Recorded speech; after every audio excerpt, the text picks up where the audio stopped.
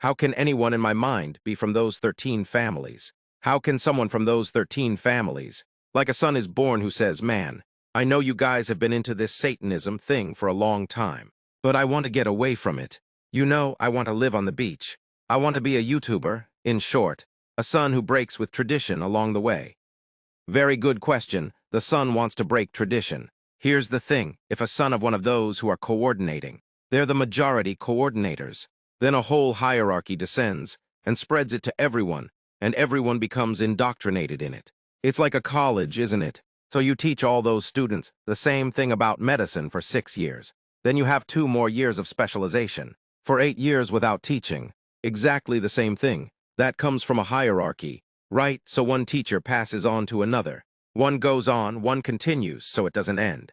It always stays the same. You've created a model. You've created a pattern, so it's the same in Satanism.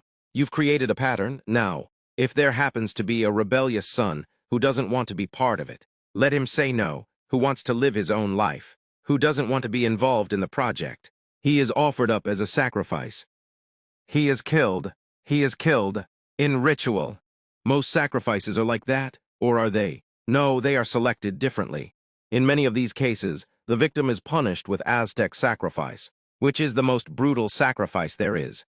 This ritual is carried out as follows. They place the person on a square concrete block. 2 priests hold the hands and arms, and the person is tied there. And the priest cuts them with a flint knife at the time. Today it's steel. They cut the abdomen end to end, stick their hand inside, pull out the heart with it still beating, and then burn it on the incense altar. There he offers it to the 4 corners. In short, there's a whole ritual process. But in short, it's the Aztec ritual that they use, which is the most brutal, the most violent. What I'm saying is backed up by historical data. The Spanish were shocked. They killed 20,000 people a year at 18 altars scattered throughout the Aztec Empire. The Aztecs were the ones who killed the most on an industrial scale. They were very, very cruel people, and you can see their spiritual influence in Mexico and how that unfolds there today. In regions that worship Santa Muerte, people pray to death to have life. She is also the patron saint of drug dealers, and many drug dealers pray to her there too. I have a question. You only leave Satanism dead, either dead or converted. I left converted. Thank God, God protected me. But it's important to emphasize that God doesn't always protect you, because he's not obligated to protect you. But the Satanists know that you left. You know, and you're not a hard person to find, because somehow you can imagine. They have a whole database and they have access to it. But then the Satanists know that you left, and you're not a hard person to find, right? Yes, they have my entire database. They have all my access. You could say that they gave up on killing you for some specific reason. They thought, let's leave it alone. Mastral converted, and that's fine, because he certainly has no other option. As soon as they replaced me, I was one of Satan's 9 disciples. One of the 9 prepared to be the Antichrist. And of course, I wasn't going to be the Brazilian Antichrist, because it would have been a fiasco. So here's something curious to tell you.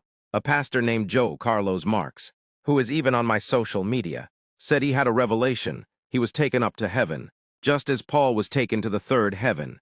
Jesus told him that there was a Satanist that no one knew about, who had 9 disciples. Jesus had 12, and the devil had 9. And one of those 9 would betray him and convert to Jesus. And he said that. I never told anyone that. I never told anyone that. I'm telling you guys.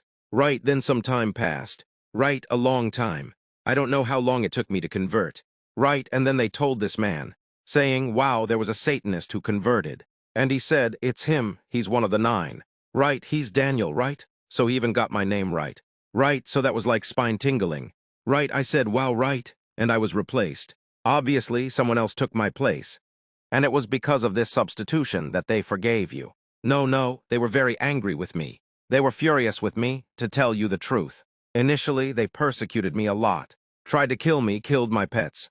Threatened me with death, shot at my door. Called me in the middle of the night. In short, it was hell on earth. A period of hell on earth. Threats, it's a huge psychological game. Then there came a time when they stopped. Right, then I found it strange. Right, why did they stop, right? And they got in touch with me. Right, from time to time they get in touch. They got in touch with me and said, look, we're not going to persecute you anymore. Because your book, Son of Fire, we were afraid that it would wake up the church. That the church would wake up to this and prepare itself better. Right, that it would protect itself better, live more love and so on, but that didn't happen. So you leave or not, our result was the same. And we like you lived with us for a long time. So we're not going to do anything bad to you. You can rest assured, and then there was no more. Then the persecution I had was from the church. The church came down on me, anything I said. I talked about tithing, that was it. I was a Satanist, I talked about apostles. Satanists, I talked about New Testament prophets. Satanists because the Bible says that the law and the prophets ended with John the Baptist. So there are no more prophets. The prophet in the Old Testament gave direction to the people. He guided the entire people.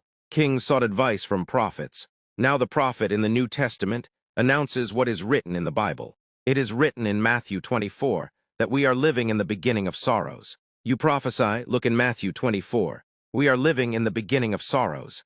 That is the prophet. You are a prophet doing that. And then when I prophesied, anything would fall on me.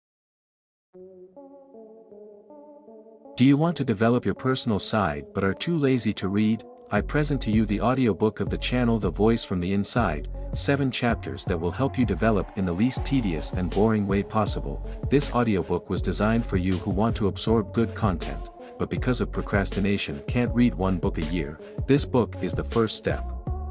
After that, you'll listen to another and then another, and the sky will be the limit for you. I'll teach you how to absorb knowledge from movies and series and apply it in real life. I'll tell you the secret to using the power of anger to your advantage instead of exploding from the stress of everyday life and not letting it dominate you. Use the gift of your mind to get your ideas off paper and into reality. Learn to overcome anxiety and never need a psychologist again in your life. I guarantee that as you dive into this chapter, you'll discover timeless strategies that the ancients used to overcome fears, face armies, kings, and even empires based on biblical examples. Master any negotiation or conversation with the power of communication. And understand the importance of discretion and how it can be useful in both your personal and professional life. Free yourself for a future full of possibilities. Gain power through voice from the inside. Listen now and start your journey of transformation. The link is in the comments.